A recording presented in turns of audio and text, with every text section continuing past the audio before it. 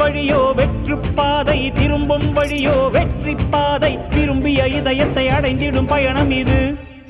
கடல் தாண்டும் பறவைக்கெல்லாம் வழியில் மரங்கள் கிடையாது. ஆனாலும் கண்டம் தாண்டும் சிறகுகள் வலிக்காது. மலையேறும் எறும்பின் கால்கள் வெயிலை மிதித்து உடையாது.